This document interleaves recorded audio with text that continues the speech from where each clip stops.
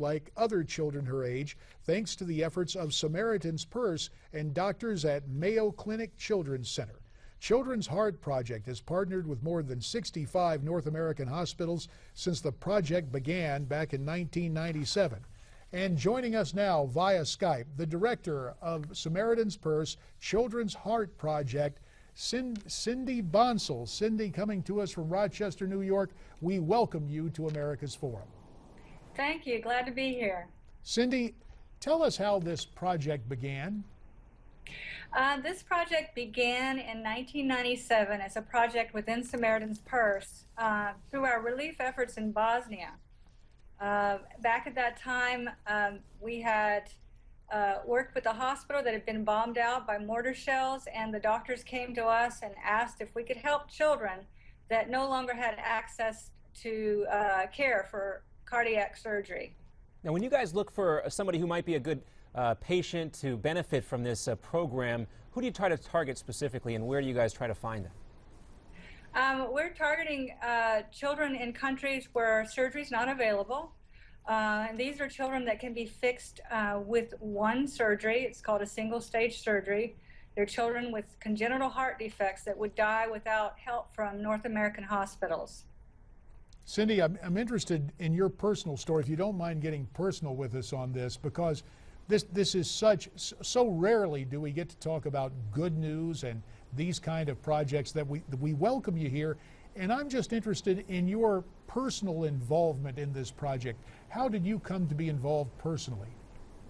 I started with Samaritan's Purse 15 years ago. It's a great organization, and I began in another department, but I began transporting these children.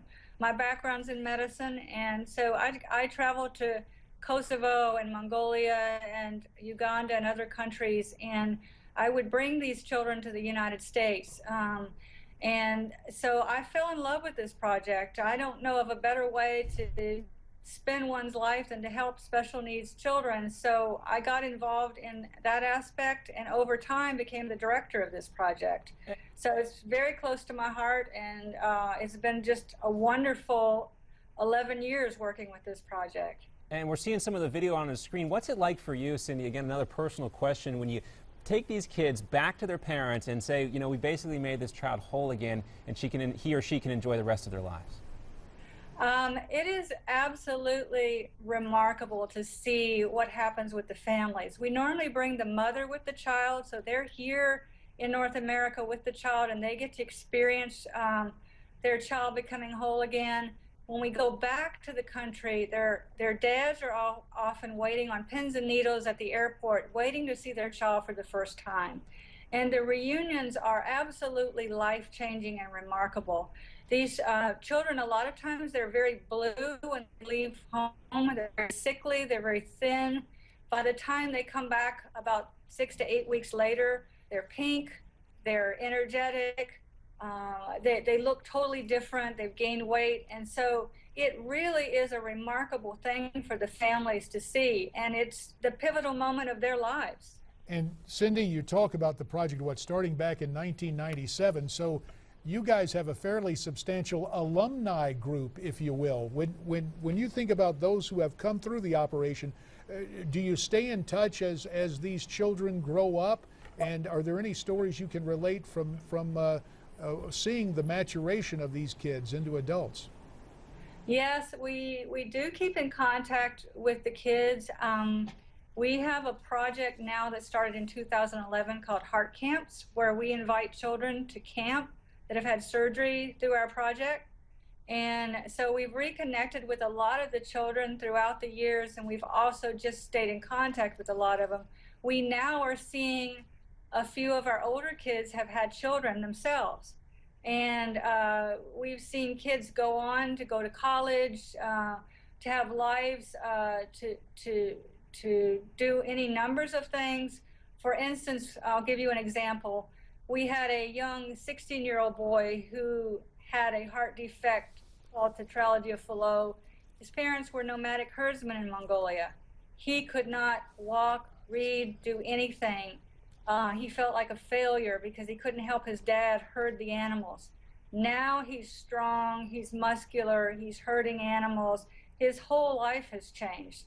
And we see this over and over again. It's just a wonderful thing to see these children grow up and have normal lives. Cindy, we've heard so much about having faith-based institutions involved in projects. Samaritan's Purse, obviously, with a strong role to play here. Churches come alongside, or have mostly individuals rallied to the support of this project? Absolutely, churches have come alongside. What we do is we partner with local churches in the areas where these children are having surgery, and we will speak with the pastors of these churches, and we will select host families that will host the children and their moms while they're in North America. And these families become really part of their families. They're there to support them through the surgery, to be with them, to give them all the emotional support and the support they need. They take care of all of their daily needs, their food, and there's a large network of people that get involved beyond the host family. Very quickly, Cindy, because it's such a worthwhile project, how can people watching, what can they do to help support the work you do? Well, we have currently over 150 children on our waiting list waiting for surgery.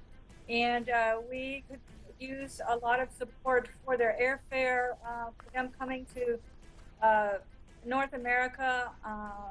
If anyone wants to help, they can contact us at www.samaritan.org. www.samaritan.org, an important web address right there. You can help out a lot of kids who desperately need it. Franklin Graham's group, Samaritan's Purse, brings so much joy and help to people all over this world. Great to see. And we thank Cindy Bonsall for that great story that she shared with us. That's right. Much more to come here on America's Forum. In a second, we're going to check in with our buddy Steve Malsberg up in New York to see what he's got cooking for his show today. And of course, we want to hear from you. You can reach out to us on social media. Find us on Twitter at Newsmax TV, or I should say at Newsmax TV, #America's Forum. Find us on email, connect@newsmaxtv.com.